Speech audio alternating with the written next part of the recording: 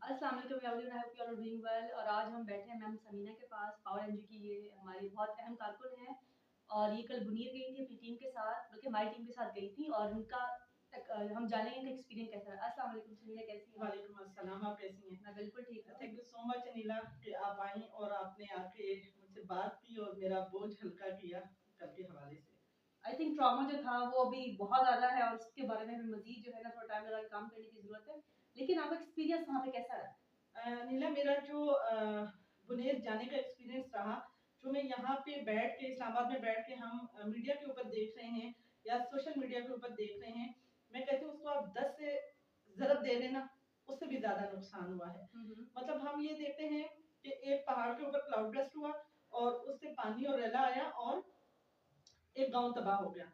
वहां पे गांव तबाह नहीं हुआ, वहां पे पूरा इलाका तबाह हुआ है, इफेक्ट हुआ है। मतलब हम जब आधा घंटा पीछे से ड्राइव करके जा रहे थे तो उस तालाब के पानी की तबाहकारियां वहां पे नजर आ रही थी।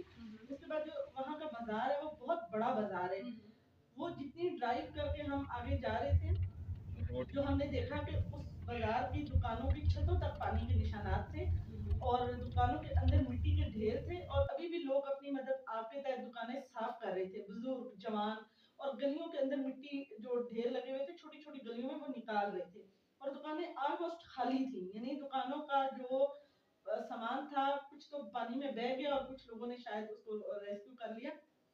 फिर हम उस पॉइंट तक गए जहाँ पे क्लाउड बर्स्ट हुआ, तो वहां पे जो हमने देखा कि आसपास के जो ऊपर के घर थे वो बचे हुए हैं और बिल्कुल दरमियान में कोई 350 380 से के करीब 400 के करीब घर थे। और वहां के गांव के जो लोगों ने हमें बताया कि पीछे पहाड़ के ऊपर almost 30 cloud burst at a time हुए हैं और उसके बाद लोगों का कहना है कि वहां पे जमीन लर्जी है और लोगों को ये लगा कि जलजला हो रहा है शायद। लोग जलजले की वजह से घरों से भागकर बाहर निकले हैं और वहां पे घर आपको पता है ऊपर नीचे पहाड़ी एरिया था, जुड़े जुड़े हुए और छोटी छोटी गलियां और रास्ते बने हुए थे और जॉइंट फैमिली सिस्टम था। एक घर में 20 20 10 10 15 15 लोग थे और वो लोग कहते जब हम जलजले की वजह से घरों से भाग के बाहर निकले, आगे पानी था, 8 8 10 10 फुट पानी था और एकदम पानी का रेला आया जो लोगों को बहा के साथ ले गया।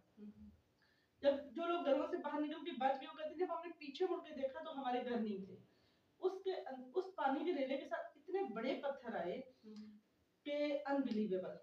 वहां जाकर मतलब मेरा दिमाग बिल्कुल माउफ हो चुका था कि अक्ल इस चीज को मानने को तैयार नहीं थी कि ये एक इस कमरे जितने बड़े पत्थर पानी के साथ आए हैं, कैसे आ सकते हैं। जहाँ पे कल कोई घर था, मतलब एक जगह मैं खड़ी थी और वो छत थी, घर जमीन के नीचे था, जमीन के ऊपर छत थी और घर जमीन के अंदर धंस चुका था और इतने बड़े पत्थर थे कि आप सोच नहीं सकते। तो ये तस्वीरें हम लोगों के साथ शेयर करेंगे, लेकिन मैं आपसे ये पूछना चाहूँगी कि आप एक दफ़ा विजिट करके आ गए और आपने प्लान मज़ीद डिस्कस भी किया है मेरे साथ, लेकिन मज़ीद आपने क्या करना है आगे? आपका क्या प्लान है और कैसे अपनी एक्टिविटी को एक्सपैंड करेंगी आप?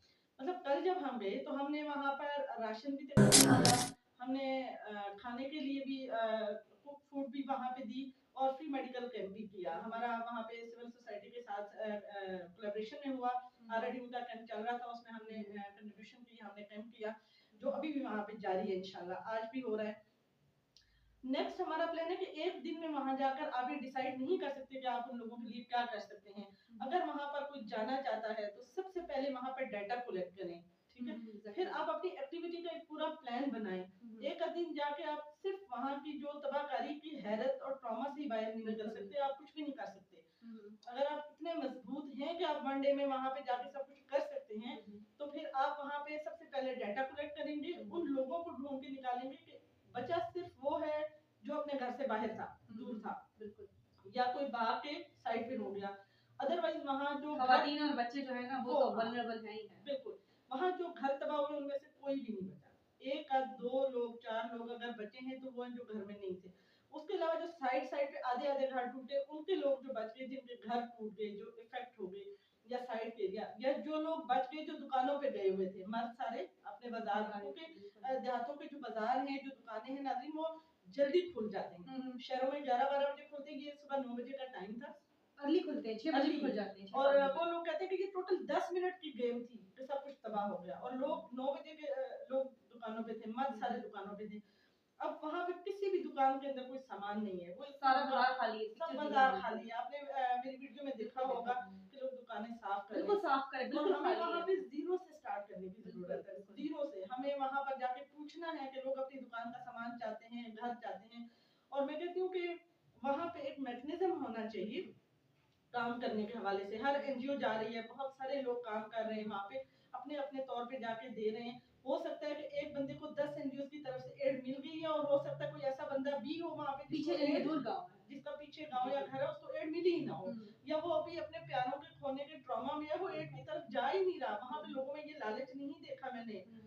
कि यहाँ एड तकसीम हो रही है तो हम भाग के जाएँ। नहीं, ट्रॉमा का रिस्पॉन्स है कि आपको तो भूख ही नहीं लगती, आपको हाँ, होश ही नहीं होता, वो आपको लोग नींद नहीं आती। वो लोग इस चीज़ की तरफ नहीं ध्यान दे रहे कि यहाँ राशन तकसीम हो रहा है और खींचातानी और भागम जैसे आपको पता है हम कब इस पे जाते हैं, हुँ, हुँ। लोग दवाइयों पे झपट पड़ते हैं। बिल्कुल। वो चीज़ वहाँ पे नहीं है।